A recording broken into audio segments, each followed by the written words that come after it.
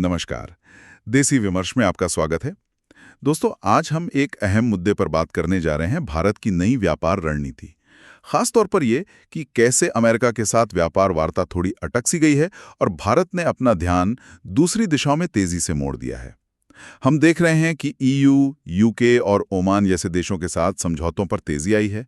और हाँ, वो एफटी वाला समझौता भी है जो अक्टूबर से लागू हो रहा है, जिससे बड़े निवेश और नौकरियों की उम्मीद है।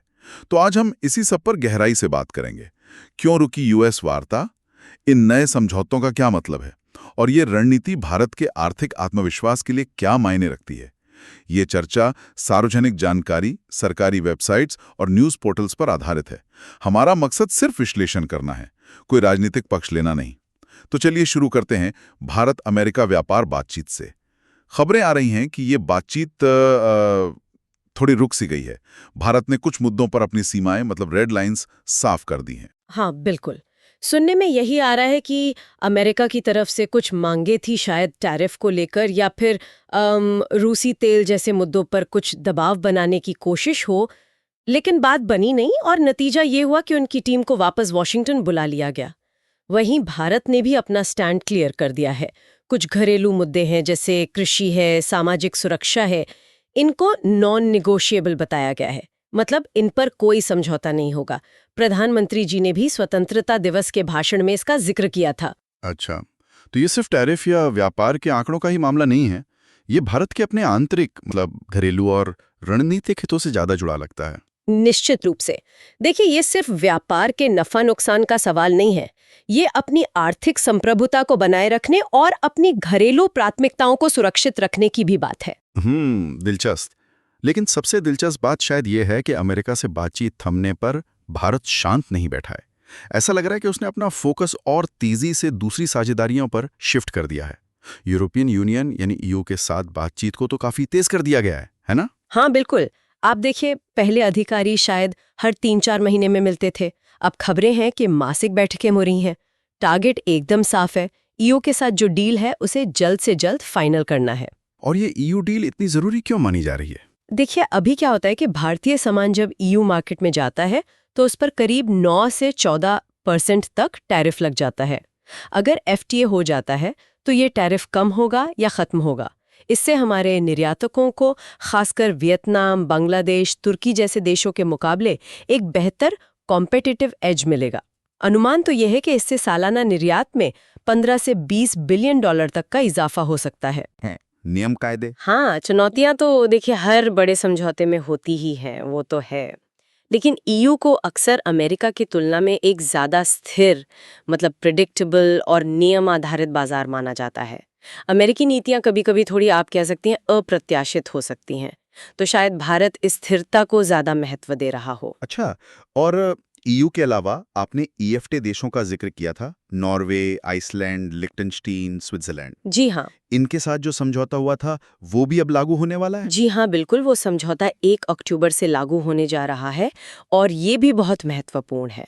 इसके तहत अगले 15 सालों में भारत में करीब 100 बिलियन डॉलर का निवेश आने की उम्मीद है। 100 बिलियन डॉलर? हाँ, और साथ ही करीब 10 लाख नई नौकरियां पैदा होने का भी अनुमान है।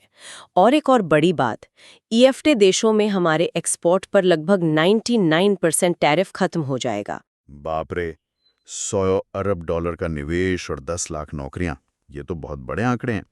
तो यूरोप पर तो काफी फोकस है। क्या पश्चिम एशिया, मतलब मिडिल ईस्ट में भी कुछ चल रहा है? सही कहा आपने। ओमान के साथ भी एक अहम समझौता हुआ है, जिसे सीपा कहते हैं, कॉम्प्रिहेंसिव इकोनॉमिक पार्टनरशिप एग्रीमेंट। उस पर बातचीत पूरी हो चुकी है।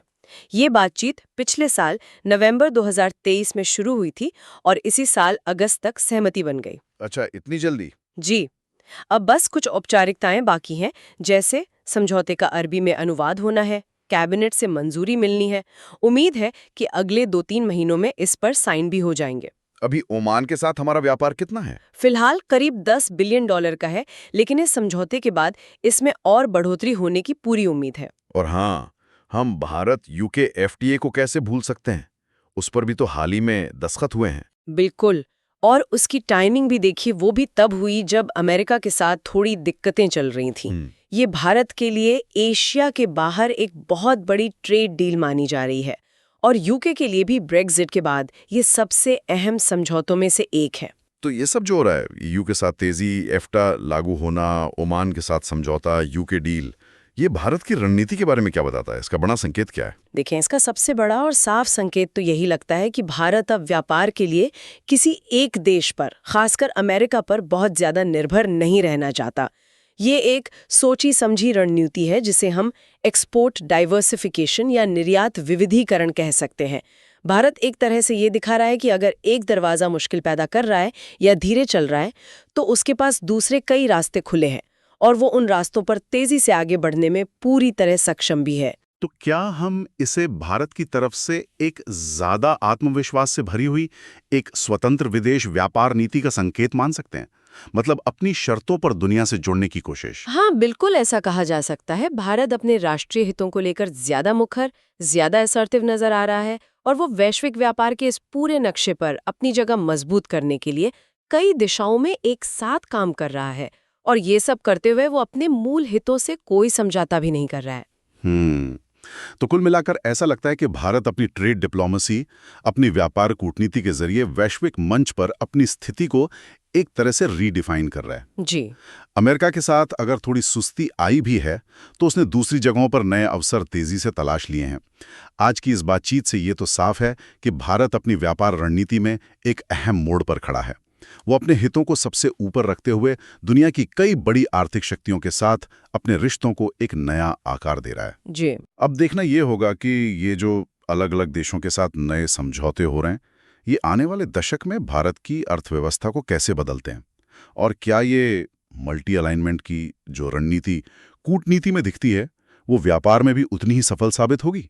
ये एक बड़ा सवाल है सोचने के लिए। इस पॉडकास्ट को अंत तक सुनने के लिए आपका बहुत बहुत धन्यवाद। अगर आपको ये चर्चा उपयोगी लगी हो तो इसे लाइक करें, अपने दोस्तों के साथ शेयर करें और हमारे चैनल देसी विमर्श को सब्सक्राइब करना ना भूलें। हम यहाँ ऐसे ही जटिल मुद्दों को सरल और साफ भाषा में आपके सामने लाते हैं। हमारे दूसरे विश्लेषण भी जरूर देखें। आपको हर विषय पर सिर्फ तथ्य और विचार मिलेंगे, बिना किसी शोर शराबे के। और याद रखिए, जब जानकारी स्पष्ट हो तो विमर्श मजबूत होता है। फिर मिलेंगे अगले एपिसोड में। तब तक के लिए सोचते रहिए, सवाल पूछते रहिए और जागरूक रहिए। जय हिंद।